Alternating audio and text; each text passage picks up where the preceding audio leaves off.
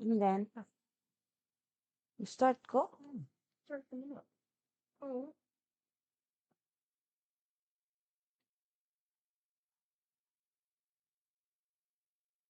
Okay, welcome to our new discussion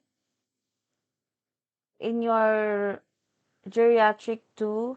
So we've done with your elimination. Now we're going to proceed with your neurologic, I guess. Neurologic system.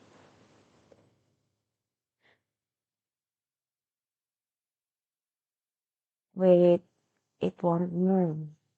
We're done with your cardio here. Now we're going to have the neurologic system. Where is that?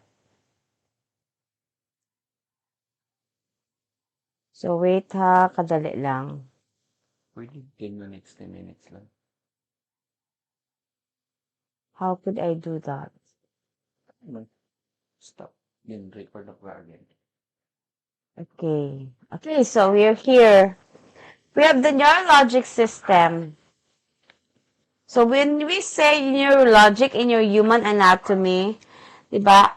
Actually, the scope of the caregivers doesn't include the anatomy, but we find it a little bit advantageous if you were going to be equipped with all the knowledge and of course together with the skills. At least we have knowledge on the defense systems. That is why you have underwent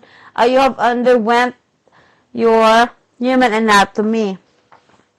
So just the basic ones. So before we're going to move on the different diseases concerned with your neurological system or neurologic, we have there neuro means your nerves, diba? So basically, it is concerned with your brain and then the spinal cords. So we have the first disease here when it comes to your elderly. We have your cerebrovascular accident or stroke. So it is abbreviated as your CVA. Cerebro means, of course, the head. Vascular means it includes your it includes your blood flow. So that is now your CVA or stroke. So it is defined as abrupt onset of neurological deficits resulting from interference with blood supply to the brain. So as we have said, cerebral means your brain, vascular means your blood. So blood supply was being limited, thus making your brain deprived from it. So we're going to, it is now become the disease your stroke or your CVA. So the causes we have, one is thrombosis. What do you mean by thrombus? Thrombus means blood clot. And then we have your, so there is a blood clot now inside your, somewhere inside your body, particularly the vessel in your body. That's now your, and to some extent, we have also the part of the brain has a blood clot. That is now, pag may thrombus or your blood clot, it does results to your stroke. Another thing is we have the embolism or your embolus. Embolus meaning a traveling thrombus. Traveling thrombus or traveling clot. So your clot from your vascular area or from what we commonly known as your circulatory system or your blood vessel, there is now your thrombus that was able to travel, and if it travels already, the term is now changed from thrombus to embolus.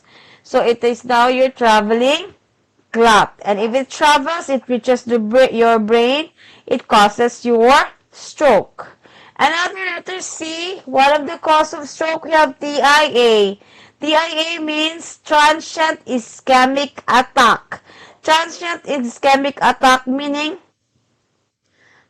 have you experienced when you have this periods wherein there will be gaps in the way in the way that you're thinking, or medyo nawala ka sa sarili, something like that? So sometimes it is described as your transient ischemic attack. But to some extent, pwede lang yun for a matter of seconds, but for more than seconds. So that is now deprivation of your oxygen to your brain, or we have that one as your ischemia. It results now to your CVA or transient, or your cerebrovascular accident. Last cause, we have your hemorrhage from ruptured vessel. Okay, hemorrhage or bleeding from ruptured vessel. Let's say vehicular accident. So you happens to bleed a lot. So there is a ruptured vessel there. And then, of course, that is the cause of your bleeding. So may ruptured ang vessel. Ruptured means may tear. What do you mean by tear? Na nagisi. So they're causing now your oozing of blood, or we have that as your hemorrhage. It will also cause your cerebrovascular accident or your stroke. So those are the 4 causes. Risk factors, we have atherosclerosis, or your hardening of your arteries. Possibly because of the deposits of your fats, masyadong mataba, or possibly harden yung arteries kasi maraming deposits ng taba, or possibly maraming deposits ng nicotine, or possibly maraming deposits ng calcium. O diba? Calcium yung arteries natin. Causing now, it may lead now to slow blood flow. Kasi pag may thickening of your arteries, what would happen? It would develop what they called as your cerebrovascular accident. Bakit? Kasi yung blood flow, pag may deposits ng fat, may deposits ng nicotine, or even calcium, or even, what we call this one, we have that microorganism that is being coated with calcium. I forgot the term. So, there's a tendency that the blood flow will then be slow, diba? Pag mag-slow yung blood flow, so, of course, your brain won't be supplied anymore with the abundance of your oxygen. So, that is now your transient ischemic attack, diba? Another, pag mag-slow yung blood flow, tapos may thrombus, diba? Pag may thrombus or may clot, definitely there will be blockage on that particular area of your blood vessel that may lead to, again, cerebrovascular accident. Another, we have risk factors. We have your hypertension or increased blood pressure. Okay. Bakit nag-increase yung blood pressure? Let's go back to the idea of your deposits of fats, deposits of nicotine, deposits of your calcium, or your fibrins in your arteries, causing now the pressure of your blood, di ba naging narrow na yung blood vessel, causing now your blood to exert more pressure to the walls of the vessels, causing leading to what we call as your hypertension.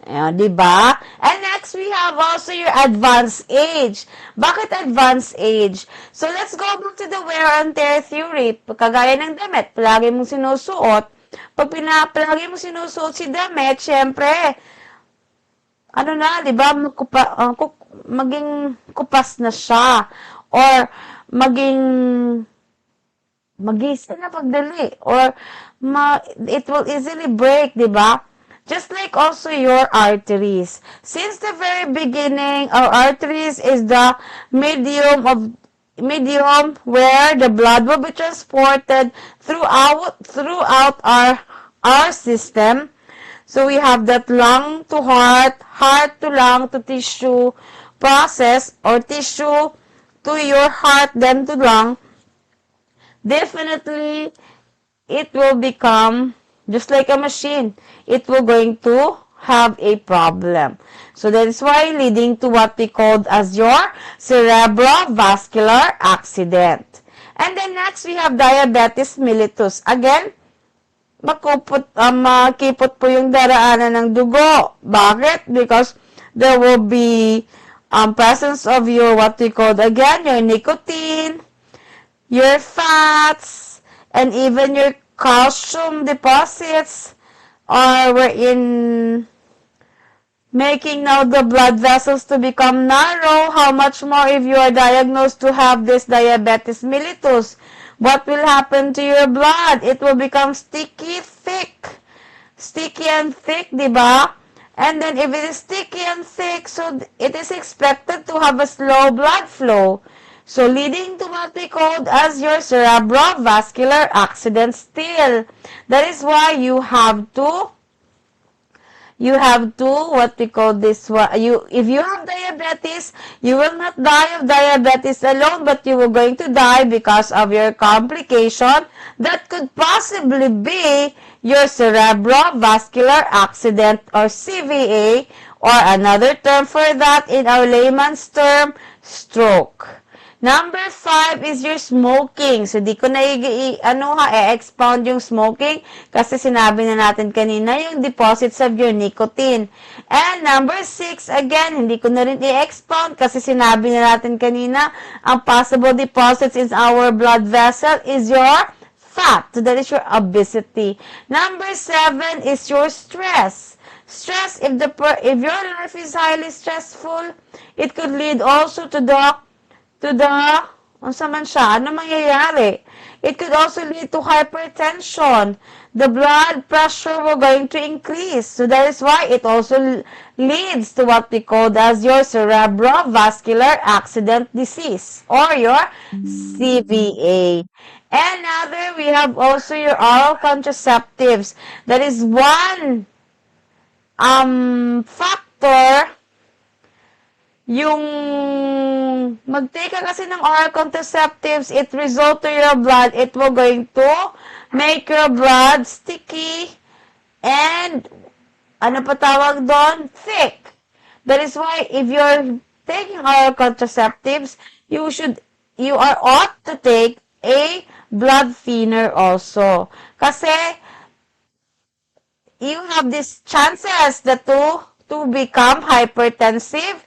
And if you have these chances to become hypertensive because of the fact that it will going to thicken the oral contraceptive that you're taking, it will thicken and make your blood more concentrated, so leading to what we call hypertension that will going to predispose you to having cerebrovascular accident or stroke. Okay.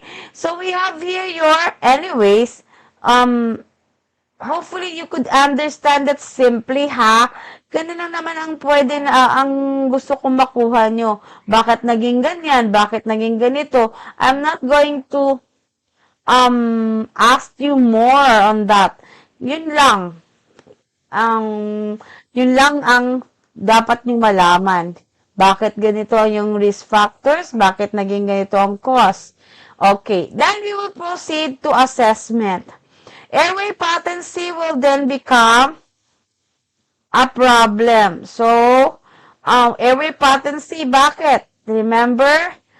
So, you remember, ha? Saan kumukuha ng oxygen si body? Sa lungs. So, kasi sa lungs siya kumukuha, so, di ba, from our system to your heart, particularly in your right ventricle, it will going to go to your lung to get oxygen. And of course, it will going to go back from your lung to your heart to the system.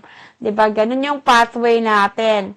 So, for example, if the walls of the vessels are thickened,